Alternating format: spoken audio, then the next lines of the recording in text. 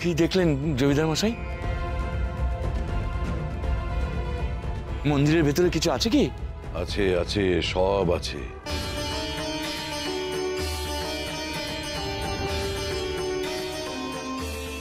পুজোর ফুল ফল থেকে শুরু করে সমস্ত নৈবেদ্য মন্দিরের ভেতরে রয়েছে। আশ্চর্য!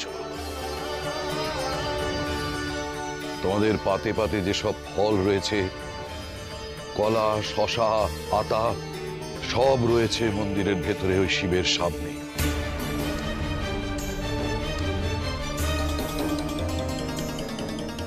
উনি সত্যি তোমাদের ভোগ প্রসাদ দিয়েছেন। জমিদার বাবু, আপনি কি বলছেন? ফল কোথায়? আমাদের তো উনি খালি পাতা দিয়েছেন। না না না না, সব ফলই তো উনি দিয়েছেন। তোমরাই দেখতে পাচ্ছ না। তোমরা ওনাকে অবিশ্বাস করে বড় ভুল করছো।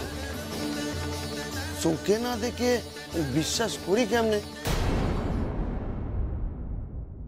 জমিদার বাবু, উনি আপনাকে ভুল বোঝাচ্ছেন।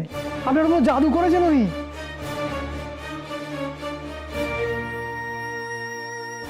না না লখাই, এ কোনো জাদু নয়। আমি নিজে দেখেছি। আমার বাগানের গোলাপ শিবের মাথায়।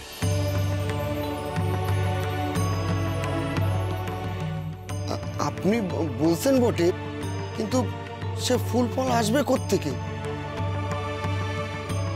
পেয়াদারা তো আপনার জমিদারির কোনো গাছেই তো ওদের হাত দিতে দেননি। না না না না, এ আমার জমিদারি নয়, সব ঈশ্বরের। আমি ভুল করেছিলাম, সেই ভুল আবার ভেঙে গেছে। উনার মধ্যে এক অলৌকিক ক্ষমতা রয়েছে। তাই বুঝি ঈশ্বর সারা গাঁয়ের ফুল ফল উনার পুজোর জন্য জড়ো করে দিয়েছে।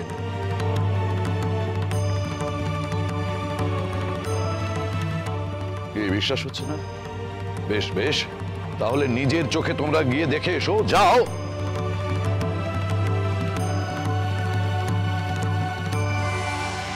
চলো চলো তো।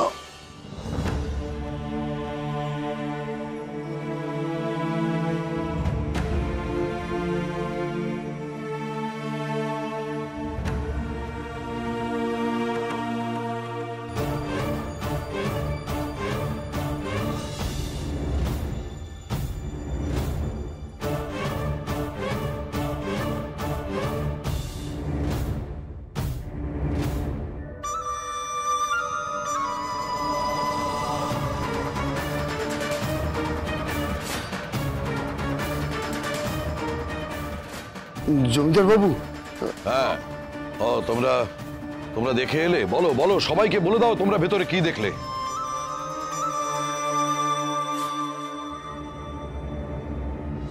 আমাদের পাতের মতন মন্দিরও ফাঁকা, এমনকি ঠাকুরের সামনে থালাও ফাঁকা, ধূপ প্রদীপও জ্বলছে না।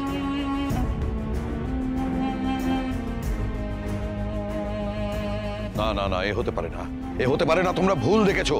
আমি নিজের চোখে স্পষ্ট দেখেছি। আমার কোনো ভুল হতে পারে না।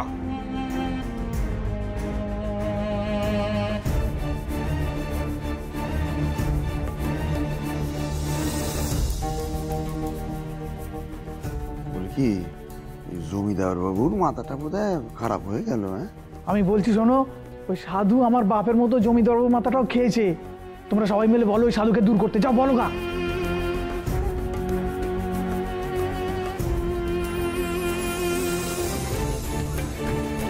আমাকে ক্ষমা করে দাও বাবা।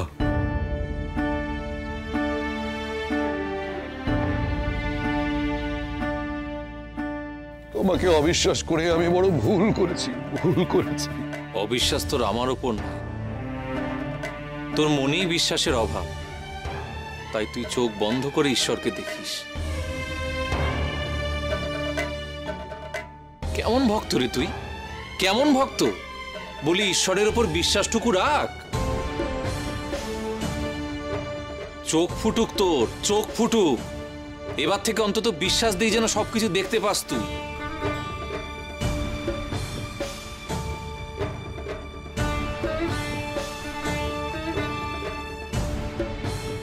এবার আমি আমার কথা রাখব, এই গ্রাম ছেড়ে আমি এবার চলে যাব।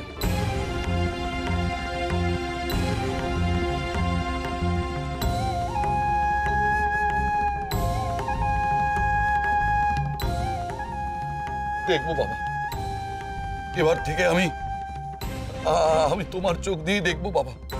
আর আর কখনো তোমাকে অবিশ্বাস করবো না বাবা, কখনো না।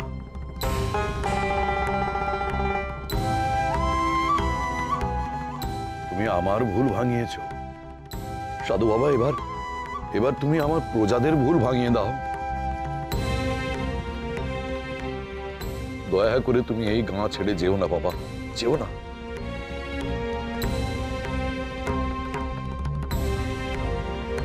এই তো একটু আগে আমাকে বললি চলে যেতে রে এখান থেকে, এখন নিজেই যেতে বারণ করছিস। বড় অন্যায় করেছি বাবা, বড় অন্যায় করেছি। আপনি এখানে থাকলেই তো আমি আমার এই অন্যায়ের প্রায়শ্চিত্ত করতে পারবো বাবা। আপনাকে আমি চিনেছি বাবা, আপনি সত্যিই কোনো বড় সাধু। আপনার মধ্যে ঐশ্বরিক অলৌকিক এক ক্ষমতা আছে।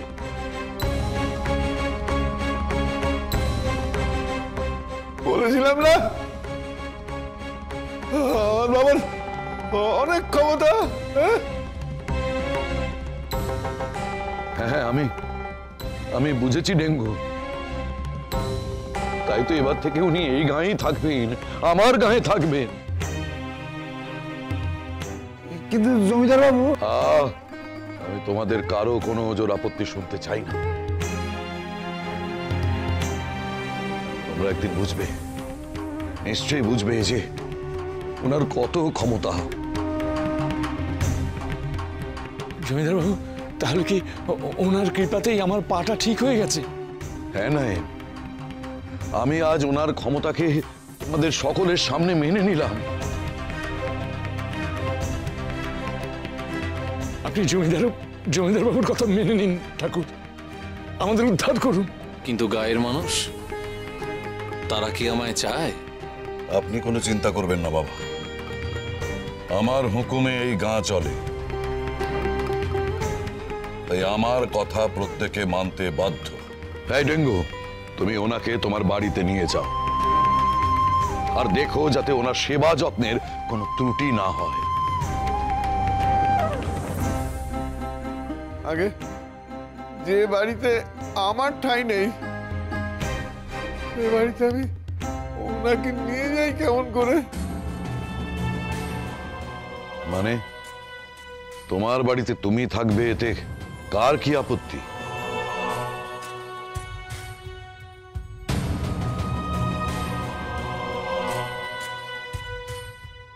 আমাদের যে অভাবের সংসার জমিদার বাবু।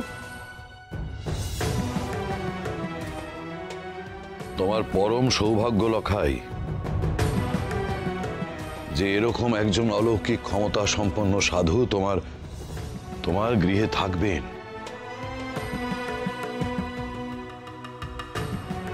ঈশ্বর যে স্বয়ং ওনার কথা শোনেন, তাই এবার থেকে ওনার কথা সারা গাঁ শুনবে। তোমার কোনো আপত্তি আমরা মানব না লখাই। তোমার বাবা আর সাধু বাবাকে নিয়ে তুমি তোমার গৃহে যাও। যাও ডেঙ্গু, তুমি এখন নির্ভয়ে তোমার বাড়িতে ফিরে যাও। আজ আমার বাড়ি মন্দির হবে।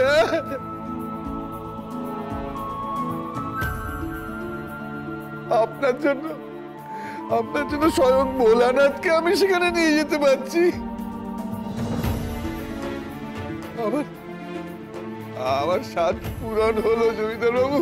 জয় জয় লোকনাথ বাবার জয়, জয় লোকনাথ বাবার জয়।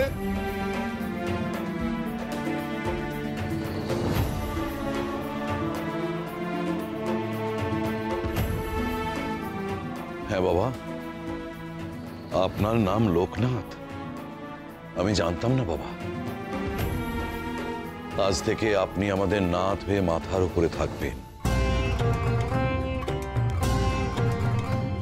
জয় লোকনাথ বাবার জয়। জয় লোকনাথ বাবার জয়। জয় লোকনাথ বাবার জয়।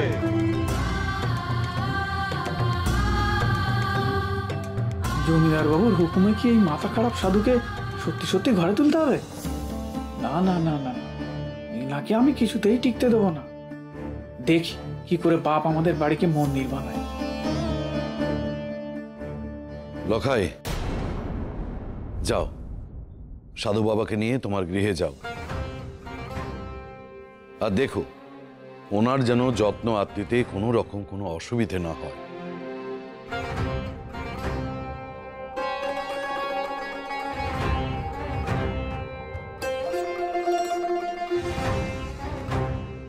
কি হলো লখাই, এখনো দাঁড়িয়ে আছো কিসের জন্য? যাও বাবাকে আর সাধু বাবাকে নিয়ে বাড়িতে যাও।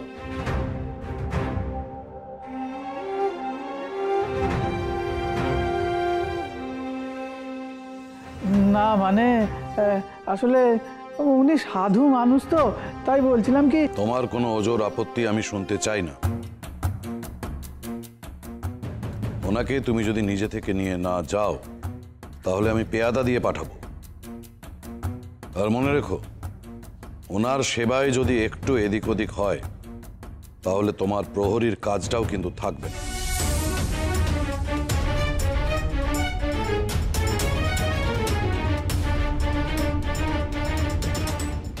না না বাবু, আমি ওনাদের নিয়ে যাচ্ছি।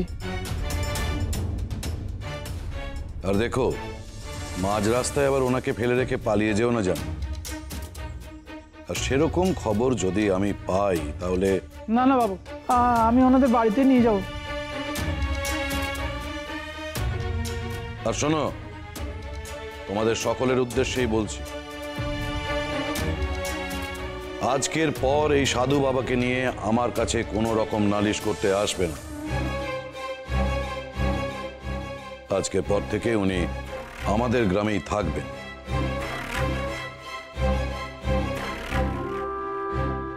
ওনার কোনরূপ অসম্মান কিন্তু আমি বরদাস্ত করব না।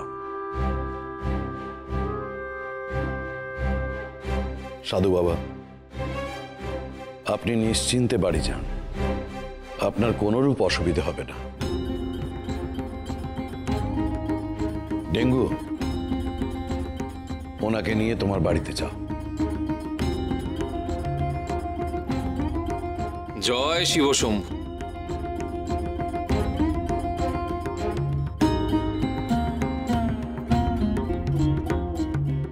আসুন আসুন বাবা, আসুন।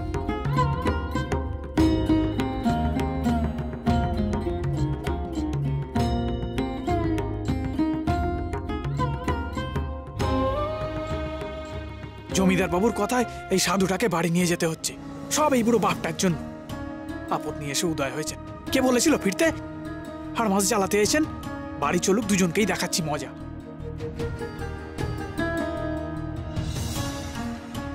জমিদারের জন্য আমার মনের আশা পূর্ণ হয়েছে বাবা। বাকি জীবনটা আপনার সেবা করে শান্তিতে কাটিয়ে দেব।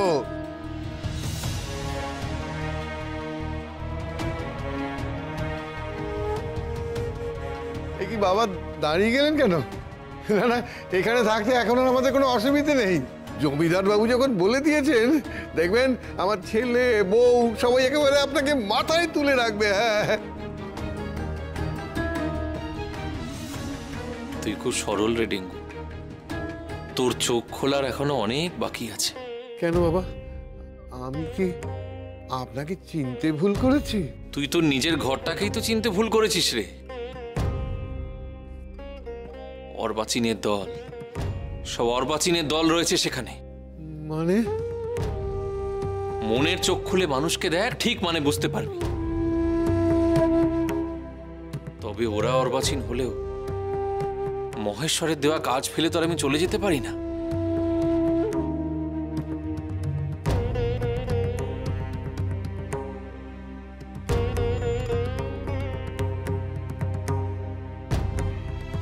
চল ভেতরে যাই।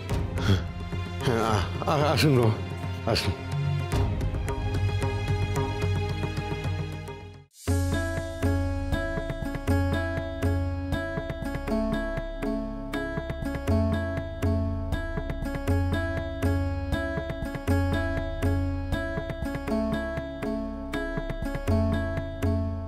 হ্যাঁ গো, জমিদার বাবুরে কয়েছো তোমার বাপটাকে আর ওই বুড়ো সাধুটাকে গ্রাম থেকে বের করেছো তো? হ্যাঁ, বিদায় করেছো? না না মানে কোথায় ওরা? আসুন বাবা, আসুন। বাবা, সাধু বাবার পায়ের জল দাও আগে।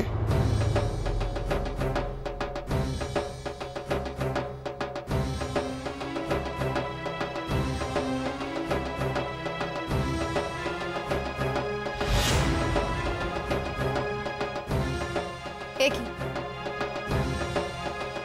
আপনারা আবার এসেছেন? হ্যাঁ, আমি আর ঢুকতে দেব না। যান, বেরোন এখান থেকে, বেরোন বেরোন বেরোন। এই দেখো, লকাই তো আমাদের নিয়ে এলো।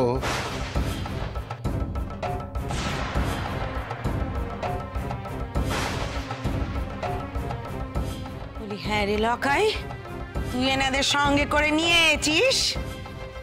হ্যাঁ, আজ থেকে ওনারা এই বাড়িতেই থাকবেন।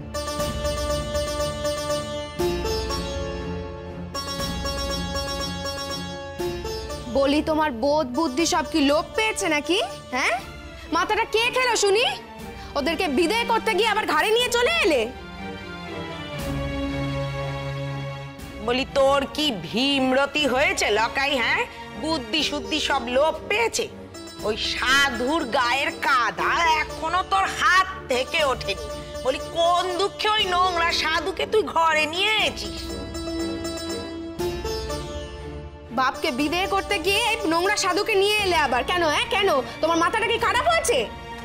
এই যে শোনো, আমার উপর চোটপাট করে কোনো লাভ হবে না। মাথা আমার খারাপ হয়নি, খারাপ হয়েছে ওই জমিদার বাবু। সারা গ্রামের লোক ওই সাধু বাবার নামে জমিদার বাবুকে নালিশ করলো। আর জমিদার বাবু কি করলো জানো? ওই সাধু বাবাকে সামনে দেখে কিছু উল্টোপাল্টা বলতে আরম্ভ করে দিল।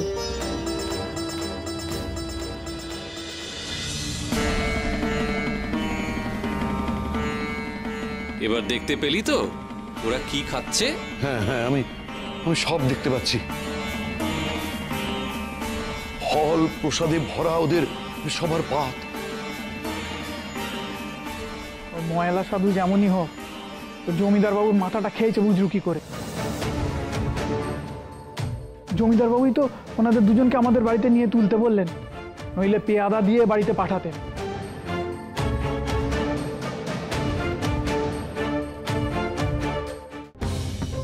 এই শোনো, জমিদার বাবু কইলেই হলো নাকি? হ্যাঁ, আমি কিন্তু সাপ কয়ে দিচ্ছি, আমি ওদেরকে এখানে থাকতে দেব না। আর যদি থাকতে হয় এই উঠোনে থাকবে আর ভিক্ষে করে খাবে। শোনো শোনো শোনো, এখন এসব বলে কোনো লাভ হবে না।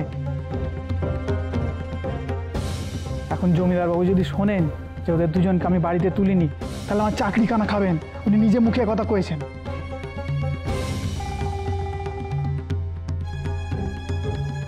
মা, এ কি বলছিস লকাই? আমাদেরই তো কোনো রকমে টেনে টুনে পেট চলে, বলি ওনাদের খাওয়াবে কে? জানি না বাবু, এবার একটা সাধু নির্ঘাত জাদু জানে। সত্যি কি জাদু জানে গো বাবা? তাহলে আমাদের বাড়িটাকে জমিদারের প্রাসাদ বানিয়ে দিতে বলো না, আমরাও জমিদার হয়ে যাব। এই থাম তুই, মজা হচ্ছে?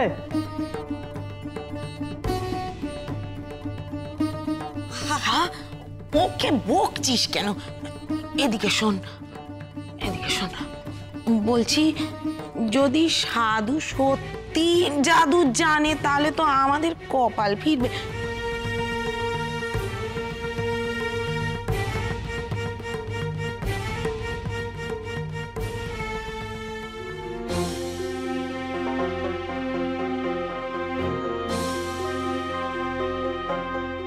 তা তুমি এসেছো, ভালো কথা।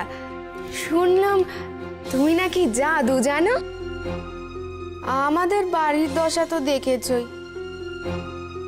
নিজেদেরই মাথা গোজবার ঠাঁই নেই ঠিক মতো। তা আপনাদের কোন ঘরে থাকতে দি বলুন তো?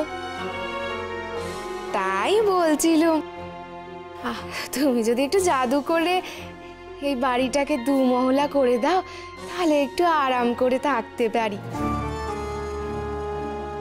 বলছি কি বাবা, বলছি তোমার সেবা করতেও তো চাল ডালের দরকার পড়ে। আর দেখছো তো আমার ছেলের অবস্থা, নুন আনতে পান্তা ফুরোয়। বলি জাদু মন্তর করে যদি আমার এই ঘরখানা একটু সোনা দানা পয়সার জোগাড় করে দিতে পারো তাহলে একটু সুখের মুখ দেখি। এই কাদের সঙ্গে আমাকে থাকতে নিয়ে এলি তুই? এবার বুঝতে পারলি কেন এদের অর্বাচীন বলেছিলাম? আমি আর কি বলবো বাবা, জমিদার বাবু বলা সত্ত্বেও যে এরা এরকম ব্যবহার করবে আমার জানা ছিল না। যে